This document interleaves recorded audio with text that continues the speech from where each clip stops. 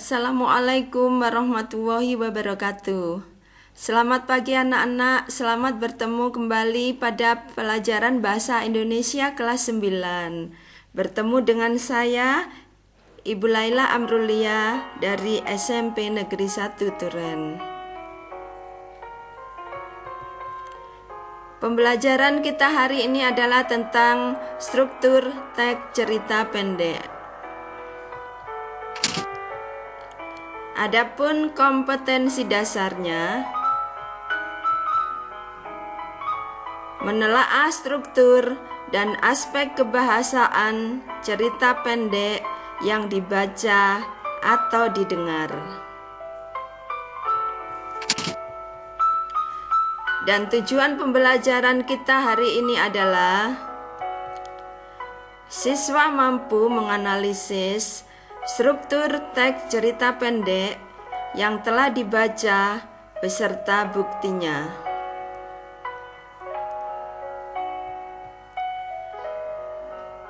Mari kita simak bersama-sama materi yang akan saya sampaikan berikut ini. Apakah struktur teks cerpen itu? Struktur teks cerpen adalah berbagai tahapan yang mengisi suatu cerita atau narasi dalam cerpen. Struktur cerpen pada intinya adalah struktur yang membentuk kisah yang dibawakan dalam cerpen. Karena struktur cerpen sangat mirip dengan struktur teks narasi atau teks naratif.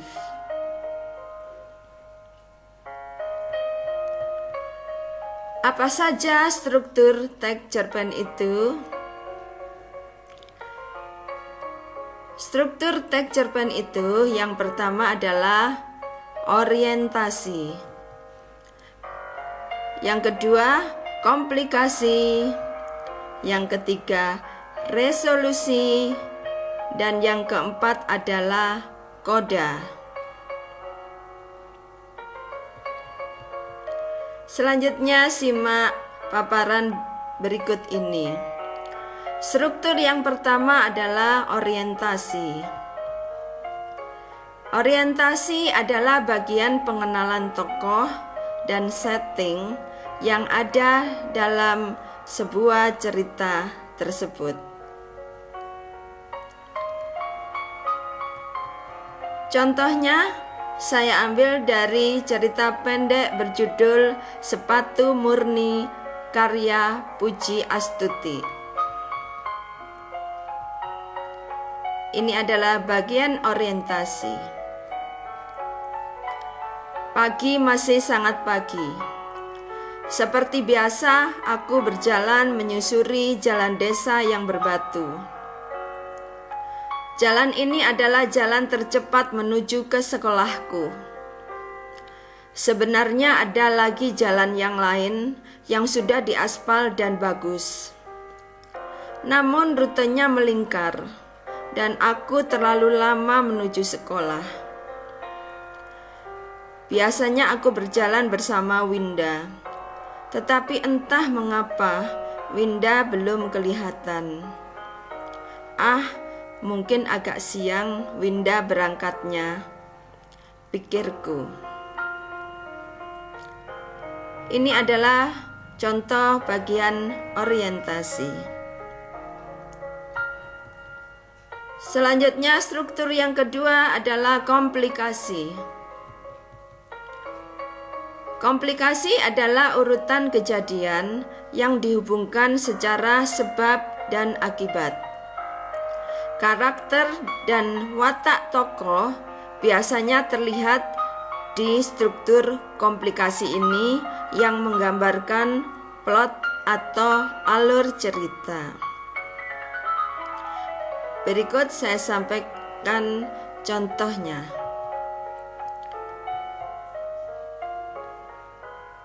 Jari kakiku yang sakit tidak kuperdulikan lagi. Rasa sakit kaki dengan jebolnya sepatu lebih menyakitkan jebolnya sepatu. Sampai di kelas, suasana masih sepi. Kubuka sepatu, kaos kaki yang berwarna putih agak kemerahan. Agaknya luka yang tadi keluar sedikit darah. Tapi buatku, aku tidak apa-apa. Yang kupikirkan adalah sepatuku. Hari ini aku mungkin tinggal di kelas saja. Biar sepatu aman. Nanti di rumah ayah akan memperbaikinya lagi. Ini adalah contoh bagian komplikasi. Selanjutnya struktur yang ketiga yaitu resolusi. Resolusi adalah penyelesaian dan pemberian solusi mengenai permasalahan yang dialami seorang tokoh atau pelaku dalam sebuah cerita. Berikut contoh bagian resolusi. Kupandangi plastik besar itu. Kubuka perlahan, ada dus besar polos warna coklat. Perlahan-lahan kubuka dus coklat itu dan hampir tak percaya. Ada sepatu hitam polos yang baru, bagus sekali. Itu dari Buning untukmu, kata Winda mengagetkanku. Tanganku meraih sepatu itu. Ah, bagus sekali. Bahannya terasa lembut dan sepertinya adem jika dipakai. Mataku memanas. Ada butiran lembut membasahi pipiku. Bibirku berucap lembut. Terima kasih, Buning.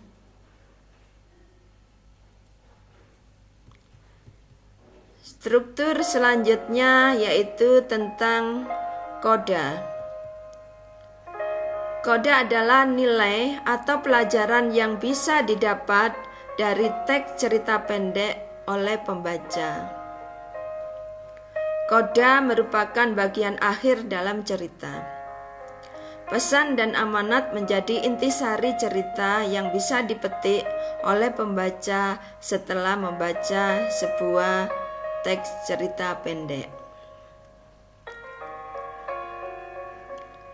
Berikut ini contoh struktur koda. Pemberian tidak akan aku lupakan seumur hidupku. Buning memberikan sepasang sepatu baru. Aku berjanji akan memberikan yang terbaik saat lomba nanti.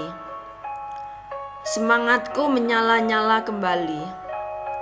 Aku harus berjuang sekuat tenagaku. Aku tidak akan mengecewakan Buning. Belajar sungguh-sungguh merupakan salah satu kunci keberhasilan, dan juara adalah bonus. Ingat, hanya bonus. Kata-kata itu masih terngiang di telingaku. Kata-kata bijak dari Buning. Aku pun mengakui kalau Buning adalah salah satu guruku yang hebat sekaligus pahlawan dalam hidupku. Ini adalah contoh struktur bagian koda.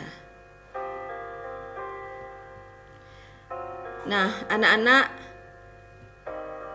demikianlah pembelajaran kita hari ini. Kita akan bertemu kembali pada pembelajaran berikutnya. Tetap semangat dan terus berkarya.